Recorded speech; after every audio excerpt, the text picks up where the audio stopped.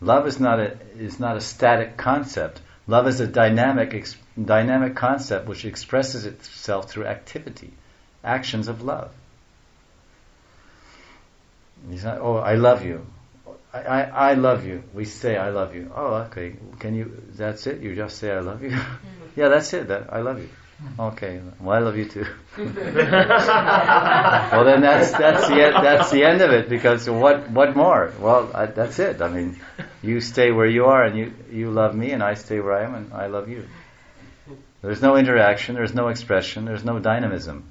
So love is a dynamic thing. So the real dynamism of love is the dynamism of love is when it's actually expressed in a dynamic way is with God. The Atma expressing its love towards God. But the Atma has that dynamic expression, desire to express the dynamism of love for God, but the Atma is encaged in the body, and the consciousness is impure due to the false ego, and so we express our loving sentiments through the body, or for the body, or of the body, and by the body. And it brings so much complication. So this is about enough of this false ego and overcoming the false ego.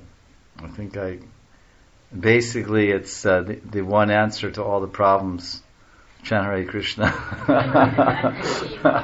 It's easy. When Prabhupada or Guru Maharaj, so many disciples would come with so many problems. Oh, Guru Maharaj, my wife this. Oh, my husband that. Oh, this temple president that. Oh, my mind this. Oh, my this that and everything, and my desires.